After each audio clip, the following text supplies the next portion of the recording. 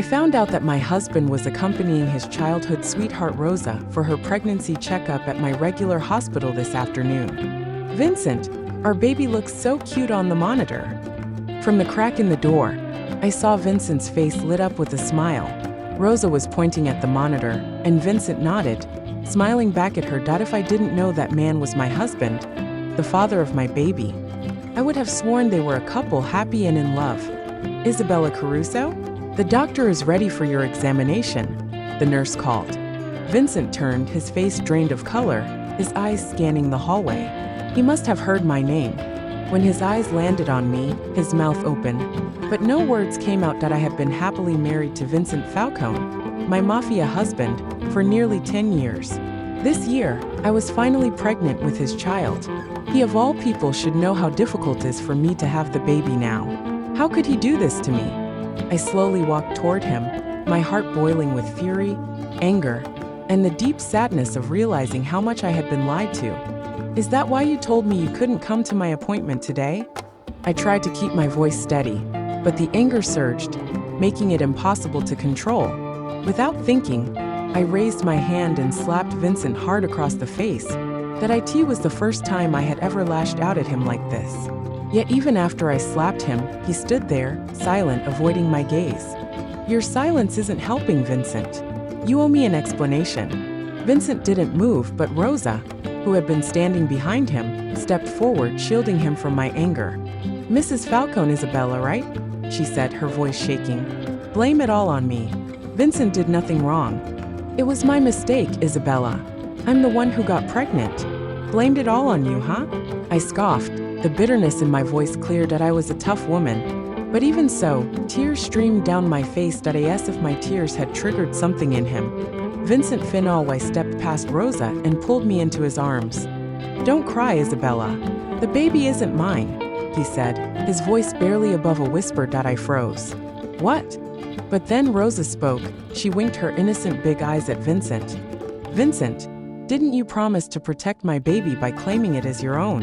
Why are you telling her now? Protect her baby? What the hell was going on? I broke free from Vincent's arms and stared at him. What the fuck is happening right now, Vincent? What the hell is she talking about? Vincent, Rosa called him too, clearly trying to stop him from saying anything more. But Vincent didn't hesitate. Isabella is my wife. She deserves to know. All right. Rosa's tear-filled eyes locked onto mine. If you really need to know, Isabella, Vincent decided to claim my baby as his, so he might not be able to claim yours. Vincent's face drained of color, but he stayed silent, offering no correction. But don't worry, Rosa continued, her tone suddenly sweet as she reached for my hand, her fingers hovering just above mine. Vincent said that even he can't claim your baby now. He'll adopt once you've given birth. Our baby will belong to the Falcone name, she added, her voice dripping with faux sincerity. That I swear I saw a brief smirk twist her lips. But it was gone before I could be sure. That I turned to Vincent, still silent, his head bowed as if he couldn't bear to look at me. Is this true, Vincent? My voice wavered as I forced the question out. You're going to give up on our baby to save hers? I'm sorry, Isabella, he whispered, his voice hoarse, barely audible. Tears welled up again. Is her baby so important to you that you'd abandon ours? Vincent hesitated, the pause slicing through me like a blade. You don't understand about Rosa's family, he murmured, his words coming slow and measured. Rosa's parents wouldn't dare defy me. And since they've made it clear they'll only accept this child as mine if I have no other heir to my name, I can't claim our baby now. At least, not until Rosa's baby was born. He looked at me as if he were standing up for a noble cause, as if every word he said was justified. But the logic behind it was almost laughable. The one thing Vincent was right about was that no one dared to mess with him. Not in the South, at least. He was a mafia kingpin, involved in arms dealing and drug trafficking. Even though my family had dealt with mafias, owning a few casinos, we were small fry compared to Vincent. That's why, when my parents found out he was my lover, they practically shoved me down the aisle toward him. Vincent, ever the cold, commanding figure, only showed his softer side to me.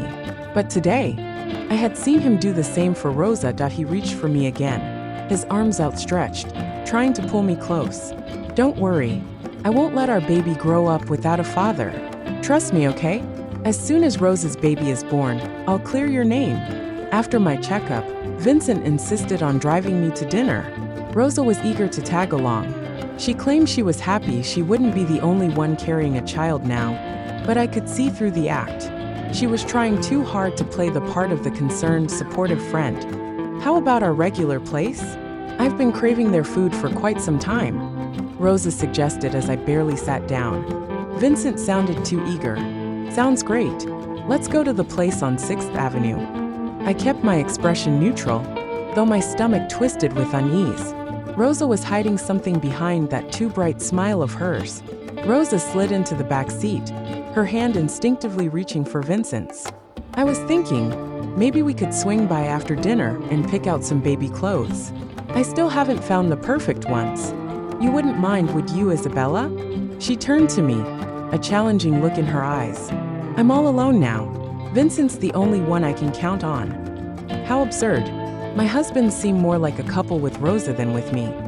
"Are you mad at me, Isabella?" Rosa blinked up at me, her wide, innocent eyes glinting with something far less pure. "You can come with us if you want to." "No need. I've already prepared baby clothes back at the mansion." I was done entertaining her. When the car finally pulled to a stop, I stepped out and found myself in front of a Japanese restaurant, specializing in sashimi and sushi. Had Vincent forgotten that I never ate raw seafood?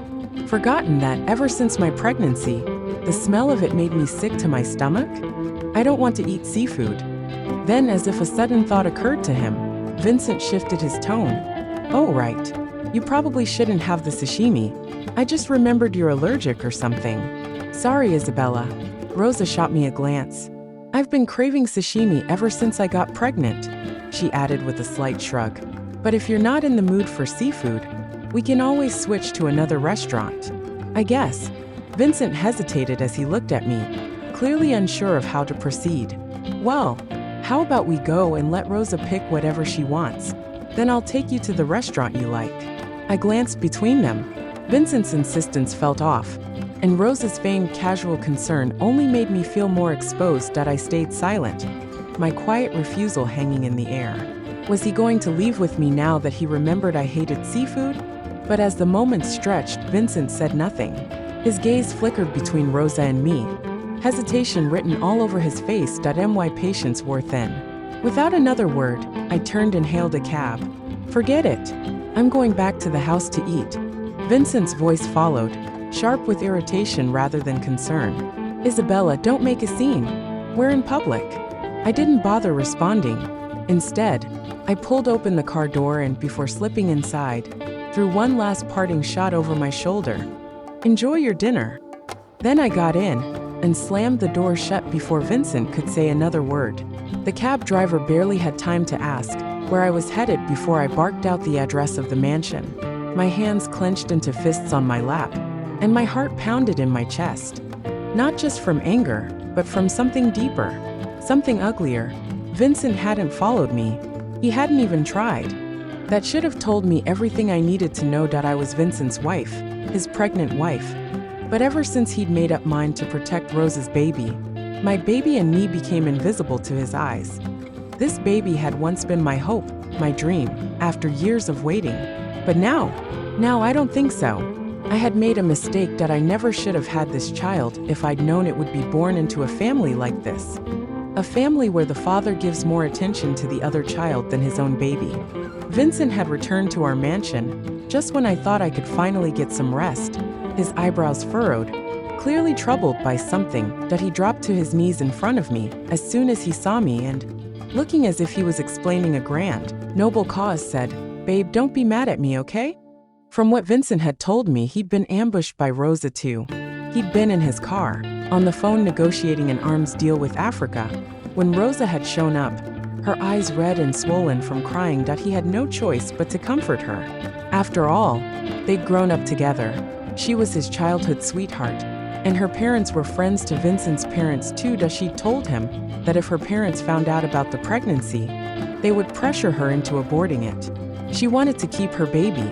Vincent couldn't let that happen to her, so he agreed to let her say he was the father, at least for now. Apparently, When Rosa's parents heard about it, they weren't upset at all. After all, who wouldn't want a baby when its father was Vincent Falcone? "Isabella, I really needed you to trust me on this," he said, pausing for a long moment before continuing. "It will be like we are saving a life together. If I do not help her, Rosa's baby will be aborted the moment her parents take her home." So, I didn't let him finish. "So you've made up your mind to make our baby fatherless, is that it? So my child will be a bastard, possibly born without a name, with no family to back them up?" Vincent took my hands and pressed them to his lips. "I'm sorry, Isabella. Just a little longer. Once Rosa gives birth, I can take our baby home and claim them as my own." I couldn't just stand there and watch Rosa suffer. I inhaled deeply. "Then I guess there's no need for our baby to be born." "No." Vincent stood up, his face contorted with anger. "Why can't you just understand? I told you, I'll claim our baby once Rosa's is born. Why do you have to be so stubborn? You're not giving up on our baby. And I'll help with Rosa's too. End of discussion." Then, just like that, he left like nothing had happened. The next day, Vincent sent a dozen bodyguards to surround the mansion and a dozen maids to help me. I knew what he was doing, keeping a close watch on me, making sure I didn't do anything to harm our baby, that he was afraid that he even took my phone, cutting off any chance of escape. Why insist on having our baby when he'd already chosen Rosa's first? Did Vincent really think I was such a pushover that I'd just let him do whatever he wanted? Well, screw him. I'm not a puppet, and I sure as hell won't sit back and accept whatever crap he throws my way. Time passed. I was stuck here, and according to Vincent, I was enjoying my pregnancy. One morning, after finishing breakfast, I heard the front door open. Rosa was standing next to a woman I didn't recognize. The minute the woman saw me, she started shooting sarcasm. "Someone's looking full of herself. Why would you still cling to the title of Mrs. Falcone when you're clearly messing around with another man? And getting pregnant, how shameful. My poor baby girl," she cooed. "You must have suffered so much, Rosa. That woman was Rosa's mother? What was she going on about? Me messing around with another man and getting pregnant? I was pregnant with Vincent's child, not her. It was Rosa who was the one messing around and ended up pregnant, that I watched as more people followed them inside, carrying bags and boxes. Rosa acted like she owned the place, bossing the maids and workers around as they helped her move her things into one of the empty rooms. Once she was done, she turned to me with a cruel smile. "Isabella," she sneered, "you thought you won by marrying Vincent, didn't you? Look at me now. I'm standing here, about to sleep in the bed he bought for this mansion. You're nothing, Isabella." I watched as she laughed, her voice dripping with malice. I couldn't hold back the anger anymore. I marched toward her, step by step, and slapped her across the face with all the force I could muster. She screamed as she fell onto the sofa behind her. Just then Vincent walked in, witnessing the scene. I wasn't done with Rosa. I'd tolerated her sarcasm for far too long, but that didn't mean she had the right to keep pushing me. I strode over to Rosa, ready to slap her one last time. Vincent rushed forward, his hands stopping me. "What are you doing?" "It's my fault, Vincent. Mrs. Falcone has every right to be angry with me. First, I asked you to come to the pregnancy checkup with me. Then I moved in here. Rosa put on that innocent act again. It's all my fault. I should just leave. I really shouldn't have come today." "Fine, then leave." The thought crossed my mind. To my surprise, Vincent, who had been trying to stop me from slapping Rosa, spoke up. "I agree. You should leave, Rosa. I'm not going to force my wife out of here." I was stunned. After everything, I expected him to yell at me to tell me to leave. Rosa was taken aback too, but in the next breath, she managed to shed a few tears, pleading, "Ow, my stomach hurts so badly. Is the baby angry with me?" Once again, I watched as Vincent's serious expression faltered. He softened for her. His hand hovered over her stomach, like she was the most delicate thing in the world. It made my blood boil. The way he always crumbled when she played the victim card made my stomach turn. "Vincent," I said through clenched jaws, "you can't possibly believe her, right?" But he didn't look at me, his attention entirely focused on Rosa. "She's in pain," he said, his voice gentle, like the words were meant for her, and only her. Let's not make things worse. And so Rosa stayed. My room became hers, and I was told to move to the first floor, the small room next to the nanny. Vincent tried to reassure me, saying, "It's only until her stomach calms down. I'll make sure you're back in your room before you even notice, okay?" Once again, I was told to wait. But what Vincent didn't realize was that I no longer wanted this baby, a child born without a father by their side, without a family to love and care for them. There was no reason for that life to come into this world. There was no need for another soul to suffer in this house. After that dramatic move-in day, Rosa settled in, but I never saw her. It was like nothing had changed. While she was probably enjoying her new space, I was focused on figuring out how to make contact with the outside world. Vincent still hadn't returned my phone. I even tried bargaining with Rosa, telling her that if she helped me, I would leave this place for good, meaning Vincent all to herself. But all she did was look at me with pure despise. "You thought I wanted Vincent? God, Isabella, I have to admit, sometimes I almost admire you. The lengths you're willing to go, the perfectly innocent act you've put on. I almost pity you. I had misjudged Rosa. I thought all she wanted was Vincent for herself, that she would help me disappear. But I was wrong. She wasn't after Vincent, she was after control. To her, we were nothing more than a spectacle, a show she could twist and manipulate for her own amusement. The depth of her scheming was beyond anything I had imagined. She truly disgusted me. Every day Vincent would come home, checking on Rosa's baby, acting like a perfect dad, playing with a child that wasn't even his. But when it came to me, he'd knock on my door, see that I was already in bed, and quietly shut it again. He never spoke to our baby. He never spent time with it. The room I had now was nothing compared to the nanny's quarters. It was so small that only a bed fit in here. There wasn't even space to sit. All the rooms in the mansion were claimed by Rosa. One for the baby, one for dancing, one for her computer and books, one for clothes, and one for storage. Vincent practically lived with her, sleeping in the same room. He called it helping her through her pregnancy. But who knew what else was happening behind those closed doors? Today, Vincent surprised me by knocking on my door. He hesitated before speaking. "Isabella, how have you been? Do you still want to get rid of the baby? You can trust me," he said softly. "I love you. I'll protect you." It was the first time Vincent had ever told me he loved me. But honestly, I couldn't tell if he meant it, or if he was just trying to manipulate me into keeping the baby. That I closed my eyes, steeling myself, and said, "I will have this baby. Only what? Only, you gave me back my phone. You know I don't have anyone to talk to in this house. I'll get lonely, and that's not good for the baby." Vincent pulled me into his arms, his voice full of happiness. "I'll give you everything. Just keep our baby happy, okay?" I had my phone back. I could finally breathe easier, knowing I had a way to contact anyone I wanted. No one knew I was adopted by my family. The one Vincent was familiar with. As for my birth parents, I found them 2 years ago. But back then, I was still deeply in love with Vincent, still married to him. I couldn't just leave. They were sad when I didn't go with them, but they left me a number telling me, "Isabella, if you're ever unhappy, or just miss us, call this number. We'll come for you." I never thought I'd dial that number, but here I am. They're my only hope now. My adoptive family treated me well enough. But to them, keeping Vincent happy was always more important than helping me. At 8 months pregnant, Rosa suddenly said she wanted to go to California, somewhere near the beach, to have her last 2 months of pregnancy.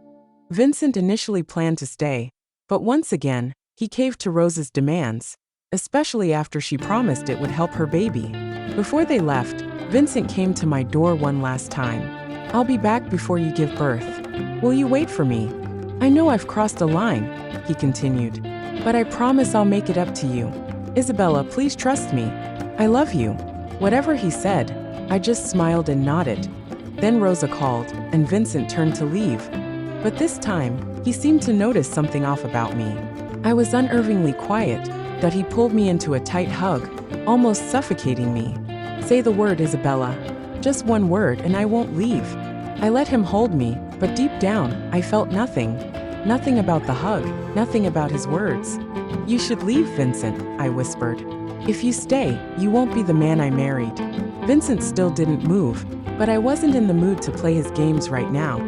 All right then. How about you get that bitch and her stuff out of our mansion? I watched as Vincent blinked, surprised by the sharp edge in my voice.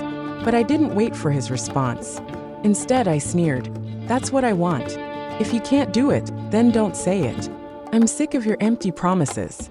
With that, I turned and headed straight for the bathroom. After their flight took off, I finally felt a sense of relief. Now all I had to do was wait for my real parents to pick me up. Just 12 more hours, and I'd finally be free from Vincent and all the lies. I was so happy I even ate another piece of steak at dinner. When I spoke with my real parents on the phone, I told them Vincent had surrounded the mansion with nearly 30 bodyguards. My father chuckled on the other end. 30? Don't worry about it. Your dad has thousands of them. Just relax and wait for us, okay? He said that I didn't know if he was exaggerating, but it was enough that they were coming to get me.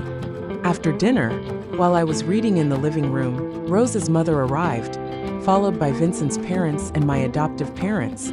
They all looked at me like I was the villain. Vincent's mother slammed a divorce agreement on the table.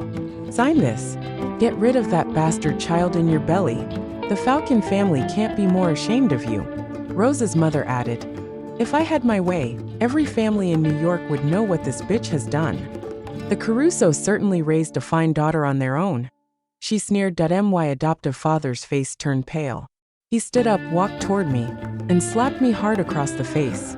My reputation, your mother's reputation, the entire Caruso family is being shamed by you. I was done with all the drama. I grabbed the divorce paper off the floor, and before signing it, I said, if I was carrying Vincent's child and Rosa wasn't, would you all regret it when you find out the truth?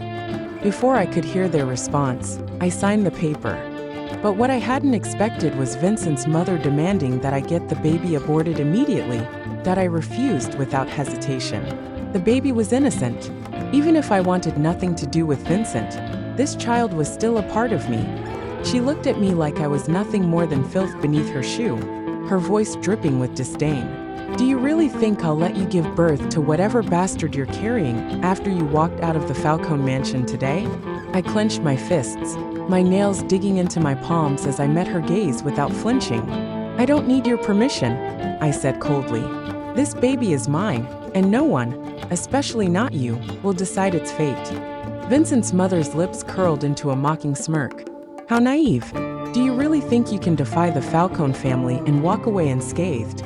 Rosa's mother scoffed, crossing her arms. Let her keep the child. It won't survive long enough to cause problems anyway. I felt the blood drain from my face.